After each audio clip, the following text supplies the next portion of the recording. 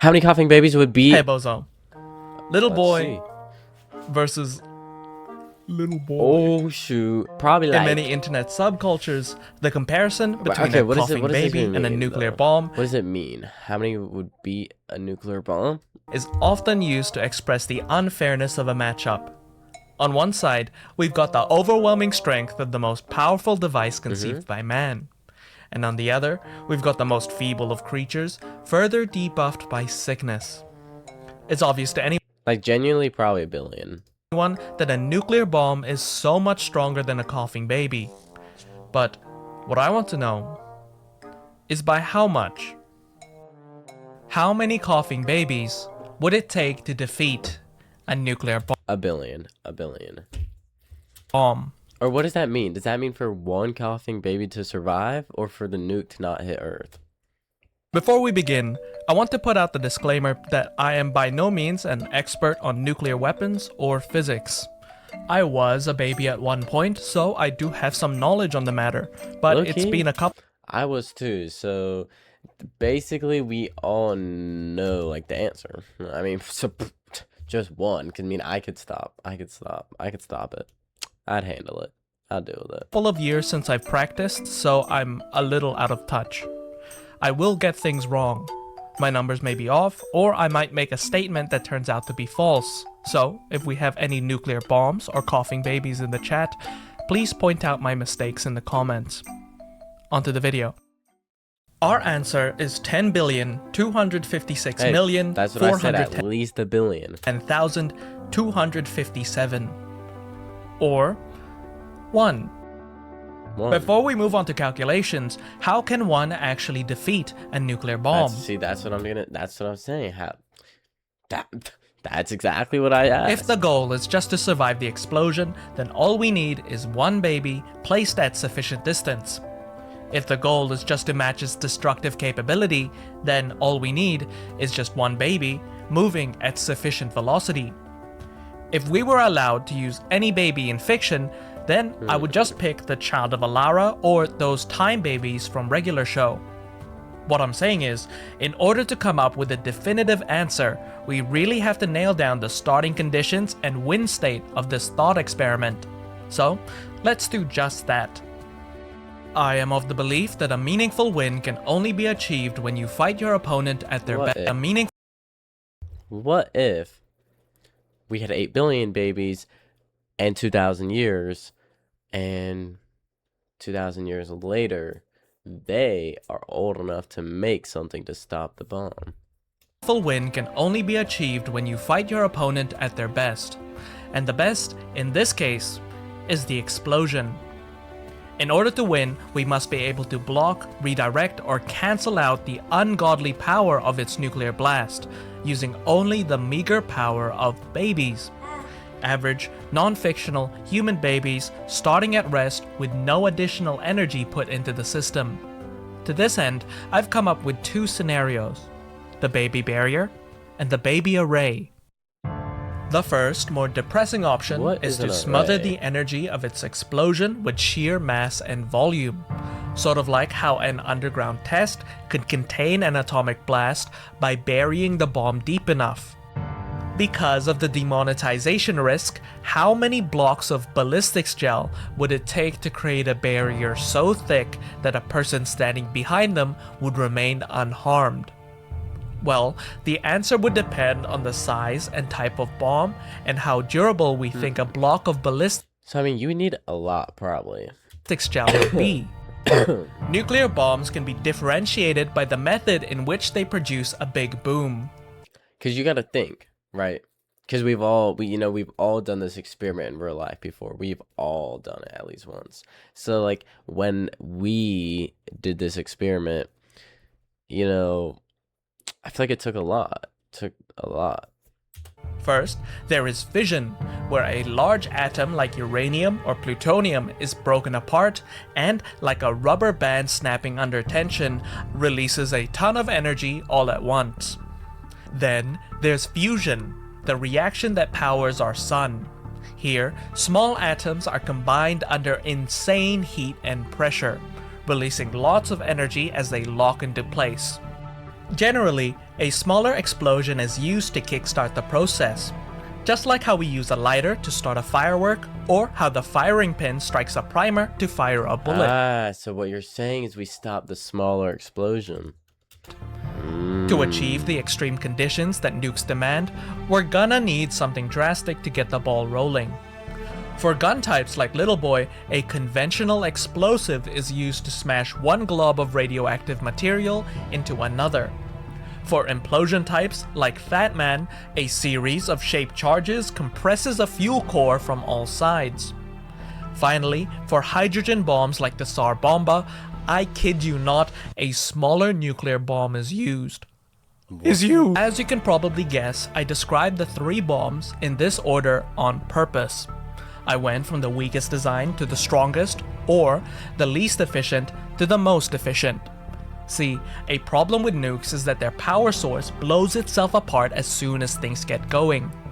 Even though its fuel is being squeezed under immense forces and pressures, the amount of energy produced by a single nuclear reaction is so astronomical that only a fraction of the— So guys, in hypothetical, let's say you are in your house, okay? And there's a nuclear bomb. You get an alert on your phone. But it, boom. You have 1 hour. You gotta think, what do? Do you leave the city? Do you find a spot to hide? What do you do? Because see, what I'm thinking here, you know, you're not gonna have time to leave the city. Because everybody's gonna be leaving. So what do? You empty out your fridge, go full Indiana Jones, hop into your fridge, hope the bomb doesn't hit your house straight on, and you'll be chilling. You sit in your fridge, boom. You know, you're sleeping in your fridge. You get woken up, you're getting blown all over. And you just hope that fridge doesn't land on the door, because then you can't open it. So then it's GG's. Lands on your back. You open the door. You made it. You survived. Boom. That's what I would do. I don't know. That might work, though. Material is spent before the explosion breaks containment, something that only takes milliseconds. As such, the effectiveness of a bomb can be largely attributed to the percentage of fuel that is spent before it blows itself apart. We can always add more and more material to achieve a bigger blast, but because of the differences in fuel efficiency, the approach we take will be the main influence on total baby expenditure. For example, Little Boy had 64 kilograms of fuel and was beaten out by Fat Man, which had only 6.2. I couldn't find any official measurements for the Tsar Bomba, but by comparing it to smaller hydrogen bombs, we can guess that it had 25 times more fuel while making an explosion 3,500 times more powerful. What? Little side point here, I may be comparing apples to oranges as these weights are the weights of different materials.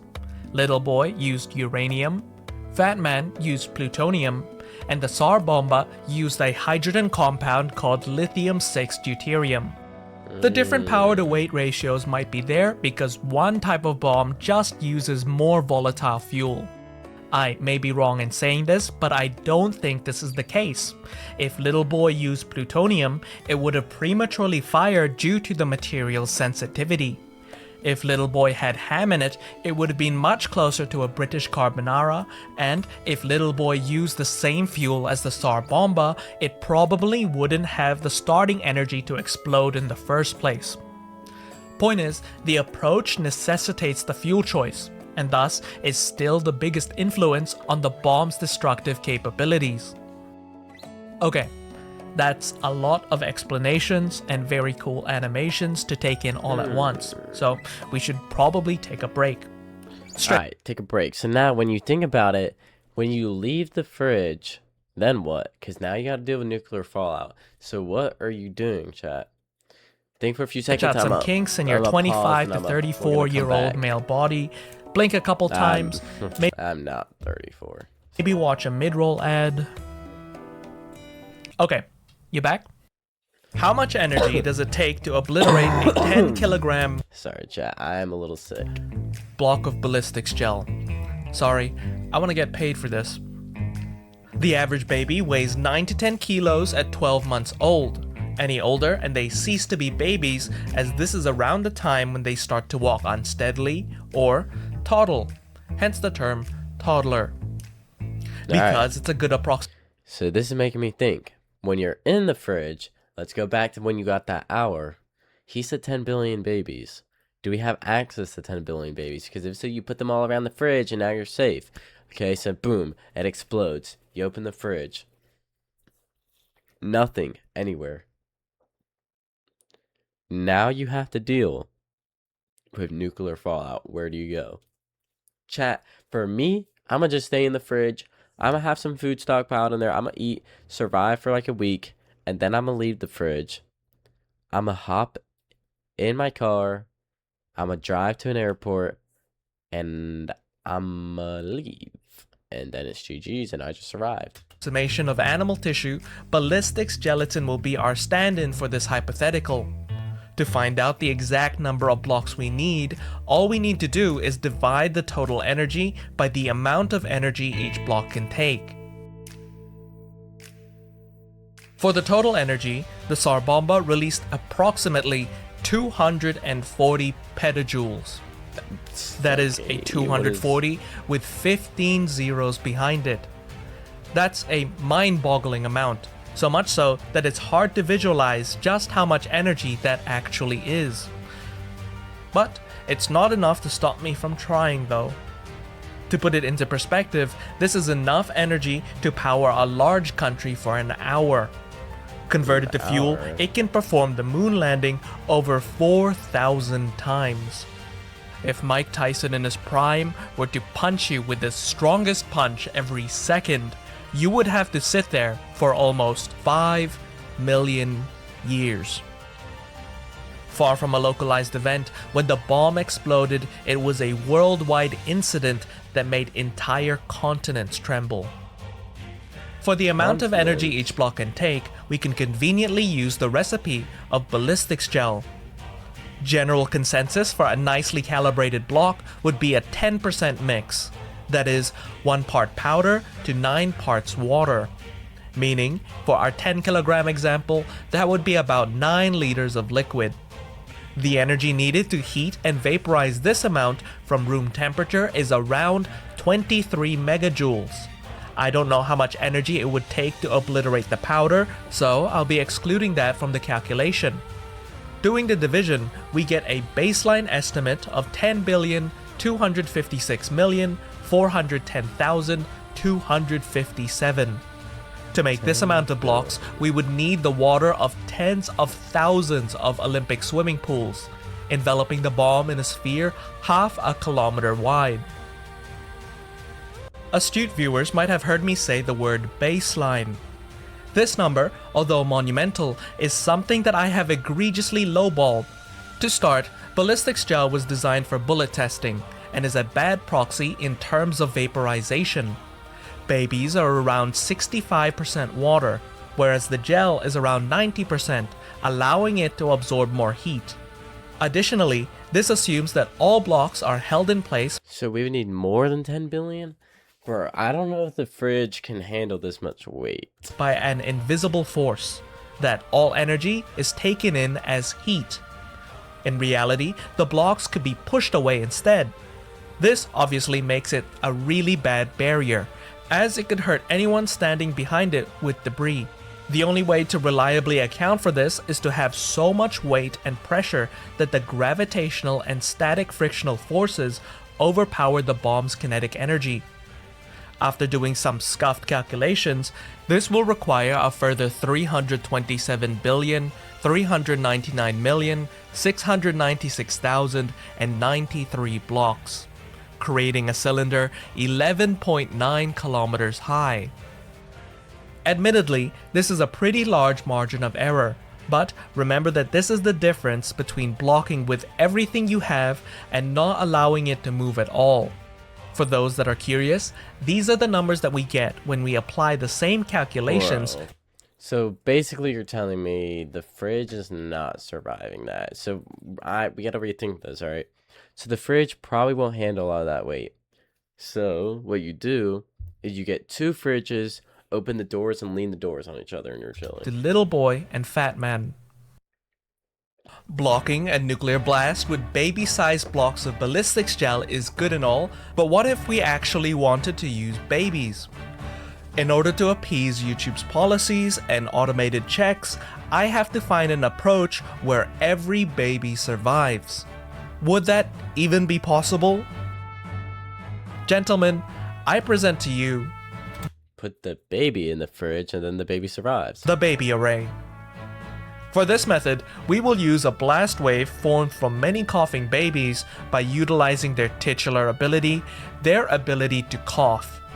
By accumulating and combining enough coughs en masse, we can create a barrier of air that can overpower a nuclear bomb. A human cough is used to clear the airway of mucus, irritants, and debris. It occurs in 4 steps. First, you breathe in, filling your lungs with air. Then, your glottis closes off, preventing any more air from entering or escaping. Expiratory muscles, the ones you use when you breathe out, start squeezing your lungs from all sides.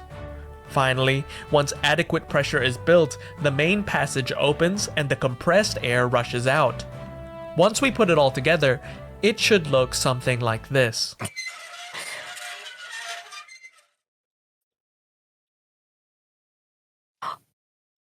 Hi, series fauna of HoloLive. In all seriousness, a cough is actually pretty strong. Wait, so is he telling me we're gonna get enough babies to all cough at the same time to make the nuke fly into space? Because if you think about it that way, you don't have to go in the fridge. You can just stay in your house and chill and eat chips on the couch. You might not think that it can amount to much, but it has to have some oomph to clear out the numerous passages in your respiratory system.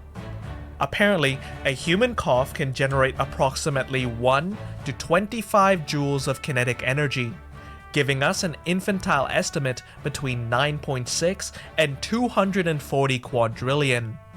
That is a million times Earth's current population. And if we were to place each baby 1 meter apart, that's enough to cover the entire planet in babies. Sorry, just 6% of that was enough. The other 94% is still in cold storage. Unfortunately, even with this obscene quantity, we're still gonna need a bit of help. See, unlike the previous approach, the stats will not add up cleanly as we increase the number of babies. In order to create a shockwave, we need to squeeze air faster than it can spread out, and Chat, you know when you snap, that's why snaps make noises, because you're squeezing the air out of this part. Because look, if I snap like this, it won't make sound. But now I put my fingers down and I snap. If you make a better tunnel, it will be louder. Make less of a tunnel, not as loud. See? I don't know if y'all can hear that, but like, you can test it yourself. the only way to do this is to transfer energy faster than the speed of sound. Essentially, Alright, let's see how quick. I'm gonna move my phone to my hand and I'm gonna say hey, and we'll see which one's quicker. Hey. I feel like that's close. Hey. Hey. Hey. I don't know. I don't know what's quicker. I think the sound was quicker. we need to create our own sonic boom. Something that we cannot achieve You're with gonna have to go coughs pretty as the quick. air we propel moves much too slowly. Even with perfect coordination, all the baby array can do is create a worldwide stiff breeze. Maybe enough to create a hurricane or two, but nothing that we can direct or use to repel a nuclear bomb. In order to actually add up all this energy, we either have to superimpose every baby, which is impossible because the entity cramming limit is 1, or we have to exploit physics with a clever scientific apparatus. To artificially produce shockwaves for study, the shock tube was created. It contains an area of high pressure, an area of low pressure, and a membrane that separates the two. This membrane is calibrated to fail at specific pressure differences, and by some quirk of physics, when it does, it produces a supersonic wave of energy. This is exactly what we need, as we can precisely time and combine the energy these shock tubes produce to additively create a nuke-killing shockwave. Before anyone says this, the design would be like that experimental German artillery bunker, except instead of chemical charges, we use baby-powered shock tubes. Apparently, the cheaper shock tubes can go for around $50. And even when using the lowball estimate, this set of laboratory equipment will set you back a chill $480 quadrillion, over 12,000 times the US national debt. Do you want a bag for that? Once again, these are the numbers that we get when we apply the calculations to little boy and fat man. Wait, why does it say not applicable? Oh no. Something I forgot to mention was that a nuclear bomb converts a lot of its energy into heat, as in thermal radiation. It didn't play a role in the baby barrier because heat absorption was assumed, but it is a massive wrench in the works when applied to the baby array because unlike a bomb shockwave, it cannot be counteracted with a simple cough. It's like trying to redirect sunlight by blowing on air. These two things are just incompatible. The only counterpoint I could give would be that maybe the aerosols produced by 240 quadrillion coughs could absorb the heat, similar to how clouds absorb heat. But so basically what you're telling me is we'll have to get the fridges, and the fridges will have to be on, and we open the fridge doors to cool down the air. But that would honestly take a lot of water, like thousands of hurricanes worth. Since human breaths have just a fraction of a percentage of water, this would bump up our answer into the quintillions. If you're looking for the most impressive of numbers, this would be it. 240 quadrillion with a multiplier to account for the 0.01% of aerosol in the human breath. 2.4 sextillion.